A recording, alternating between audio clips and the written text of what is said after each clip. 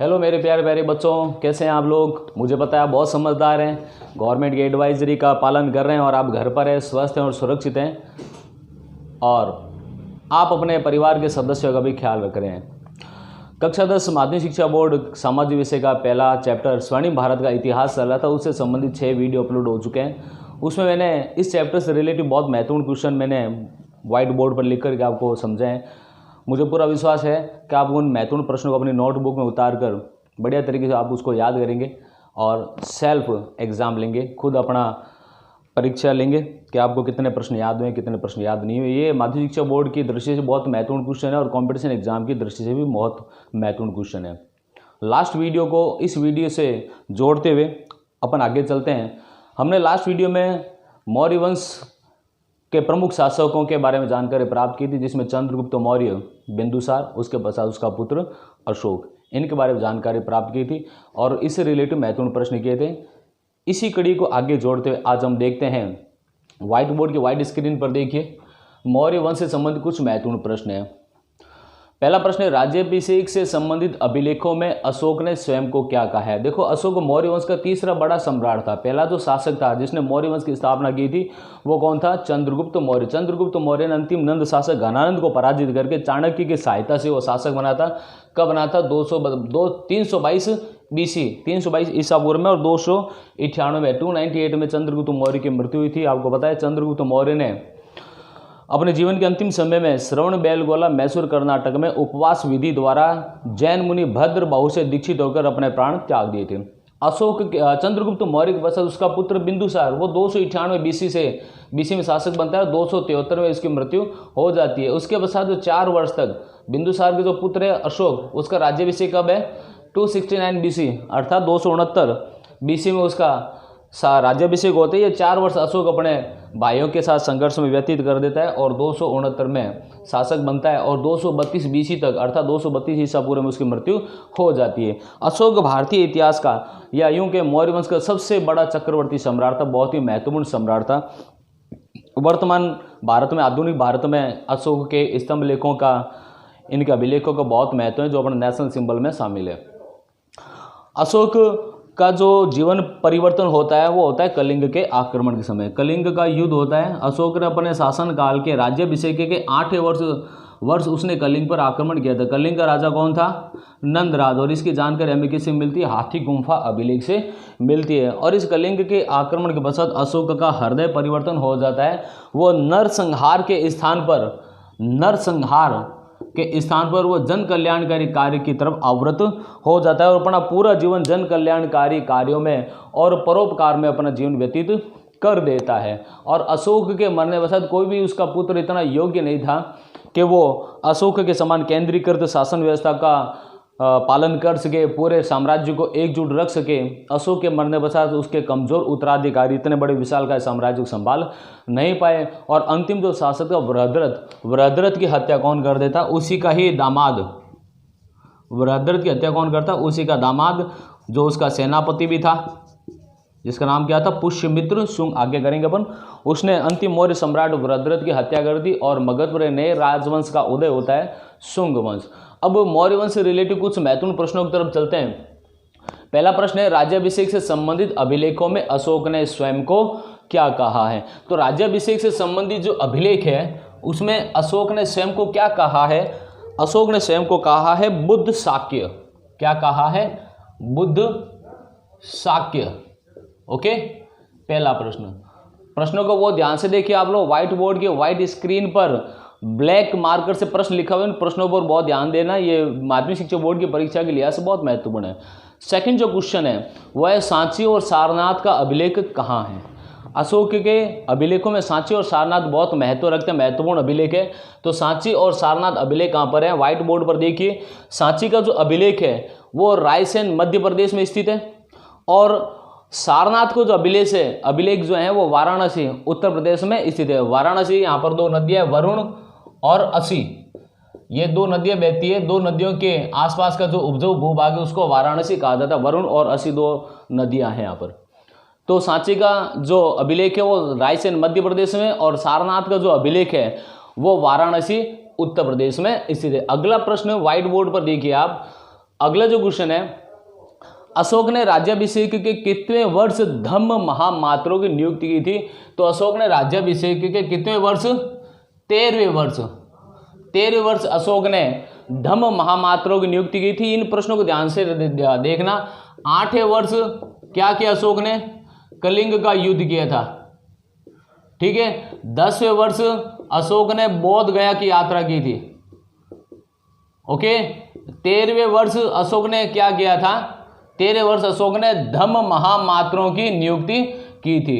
20वें वर्ष अशोक ने क्या किया था? लुम्बिनी की यात्रा की थी, जिसको अशोक ने कर मुक्त कर दिया था। तो ये जो अशोक के राज्याभिषेक से रिलेटेड जो महत्वपूर्ण जो क्वेश्चन है, उसके वर्ष से रिलेटेड कि 8वें वर्ष में कौन सी महत्वपूर्ण घटना हुई थी, 10वें वर्ष की, 13वें वर्ष की, 20वें वर्ष की, इनको थोड़ा ध्यान रखना।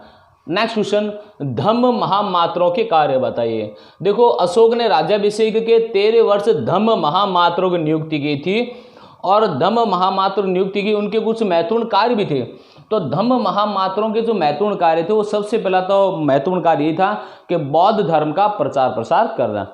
ये धम्म महामात्रों का सबसे महत्वपूर्ण कार्य था। अशोक अपने जो मंत्रीगण हैं, उन सभी मंत्रियों को, अधिकारियों को प्रत्येक 5वें वर्ष वो बौद्ध धर्म के प्रचार प्रसार करने के लिए यात्राओं पर भी भेजा करता था। तो धम्म महामात्रों के जो प्रमुख कार्य हैं, तो पहला तो कार्य क्या था? बौद्ध धर्म का प्रचार प्रसार करना। इसके अलावा इनका प्रमुख कार्य क्या था?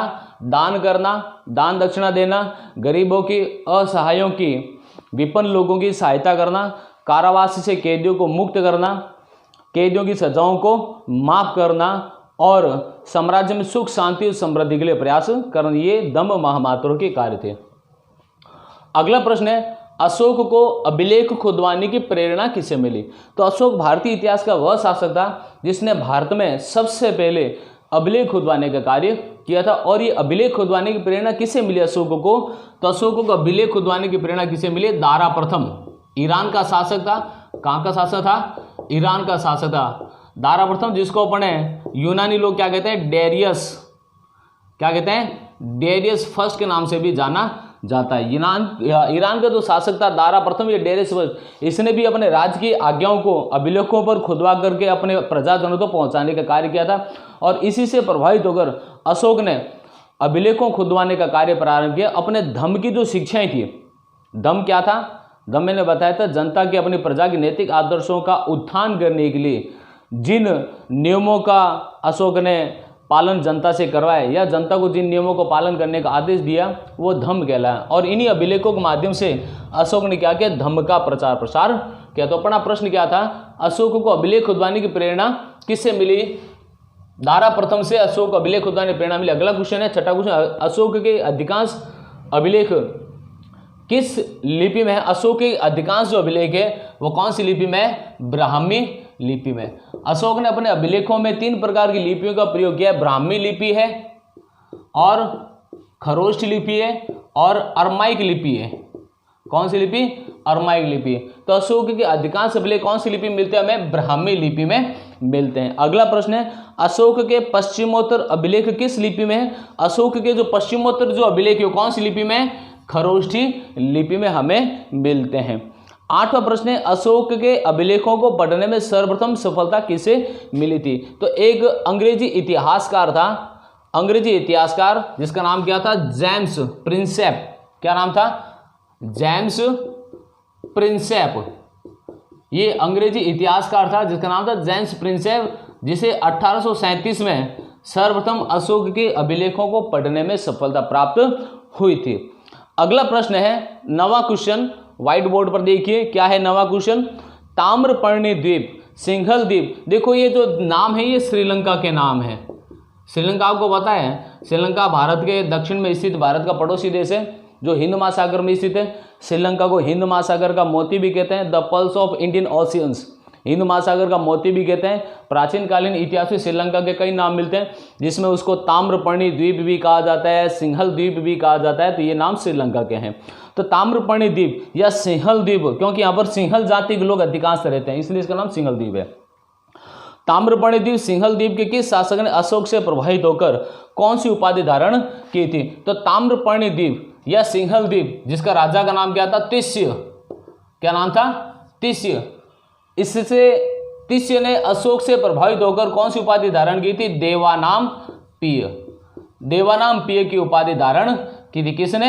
श्रीलंका के शासक या ताम्रपर्णी सिंहल द्वीप के शासक तिष्य ने अशोक से प्रभावित होकर देवानामपीय की उपाधि धारण की थी।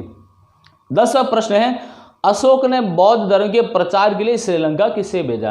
तो अशोक का पुत्र है जिसका नाम है महेंद्र। क्या नाम है? महेंद्र। पहले भी मैंने बताया था अशोक के पुत्र का नाम महेंद्र है और अशोक की पुत्री का नाम क्या था? संघमित्रा। तो अशोक का जो पुत्र है महेंद्र, उस महेंद्र को अशोक ने श्रीलंका भेजा था और साथ में क्या देकर भेजा? बोधि वृक्ष। बोधि वृक्ष का एक हिस्सा देकर के उसे महेंद्र को कहाँ भेजता है?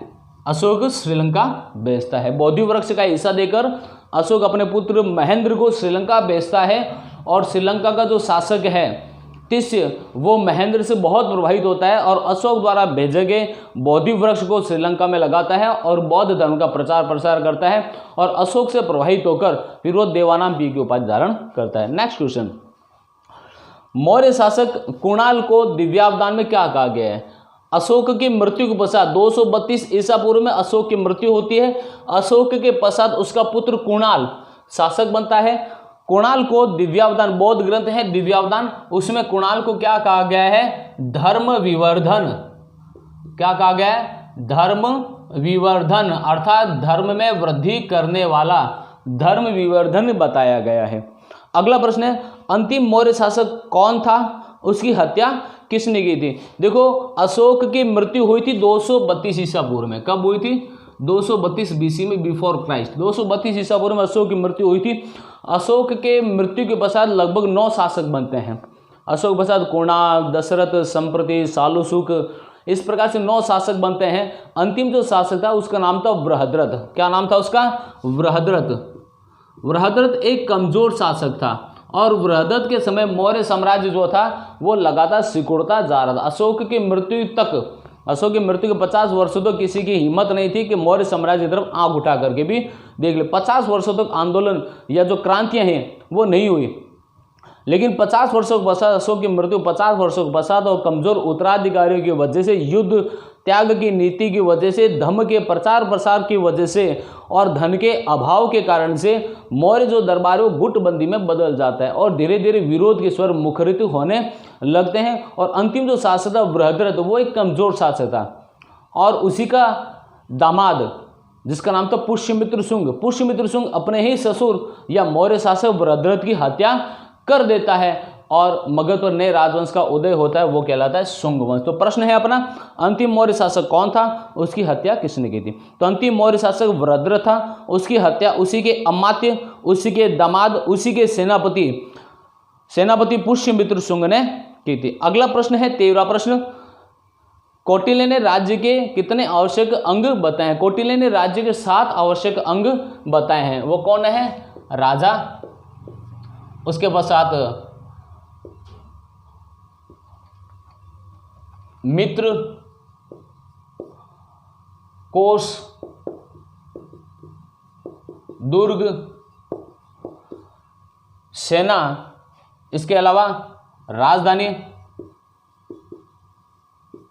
भूमि जिसको अपन राज्य कह सकते हैं। इस प्रकार से अशोक ने इस प्रकार से कौटिल्य ने राज्य के 7 आवश्यक अंग बताए हैं। अगला प्रश्न है, अर्थशास्त्र में विभागों को क्या कहा गया? अर्थशास्त्र विभागों को कहा जाता था तीर्थ। क्या कहा जाता था? तीर्थ। केंद्र प्रशासन में कुल 18 विभागों का उल्लेख मिलता है, उन विभागों को क्या कहा गया? तीर्थ कहा गया। अगला प्रश्न है, तीर्थ के अध्यक्ष को क्या कहा जाता था? तो तीर्थ के अध्यक्ष को महामात्र कहा जाता था। क्या कहा जाता था? महामात्र कहा जाता था। तो बच्चों, आज अपने पहला जो अध्याय है स्वर्णिम भारत का इतिहास, उससे रिलेटिव हमने आज 15 प्रश्न किए हैं और इस लेसन से रिलेटिव ये 7वां वीडियो है। उम्मीद करता हूँ आप लोगों को समझ में आएगा। इसे आप घर बैठ कर होमवर्क करें, इसे याद करें।